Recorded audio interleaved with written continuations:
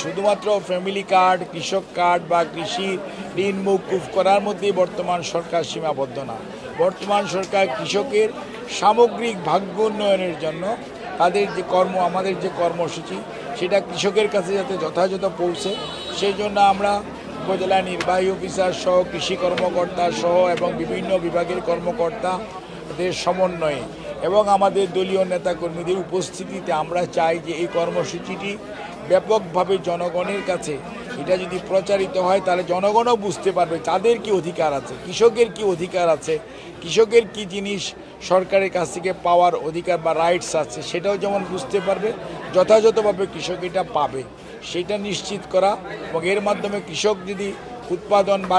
বাড়াতে পারে তাহলে কৃষকের যেমন ভাগ্য উন্নয়ন হবে, ওই এলাকার যেমন অর্থনৈতিকভাবে স্বাবলম্বী হবে, ওই পরিবার হবে, গ্রাম হবে, ইউনিয়ন হবে, এভাবেই সারা বাংলাদেশ যাতে কৃষি এবং কৃষকের এবং কৃষি নির্ভর যে অর্থনীতি আজকের যে দুনিয়ায় যে যেমন ধরনের বৈষয়িক সমস্যা আছে সেই ক্ষেত্রে যাতে কৃষি কোনো অবস্থাতেই ক্ষতিগ্রস্ত না হয়, বর্তমান সরকারের মাননীয় প্রধানমন্ত্রী জনাব তারেক রহমানের নেতৃত্বে আমরা সবাই সেই লক্ষ্যেই কাজ করছি যাতে আমাদের কৃষি জিডিপি এবং কৃষি ক্ষেত্রে যে সমস্ত আমাদের জনসম্পদ যেখানে কর্মসংস্থানের সুযোগ রয়েছে বাংলাদেশে সবচেয়ে কৃষিতেই কর্মসংস্থানের সুযোগ সবচেয়ে বেশি, সেটা যাতে অব্যাহত থাকে, কোনো অবস্থাতেই বৈষয়িক কোনো পরিবেশ অথবা কোনো যুদ্ধ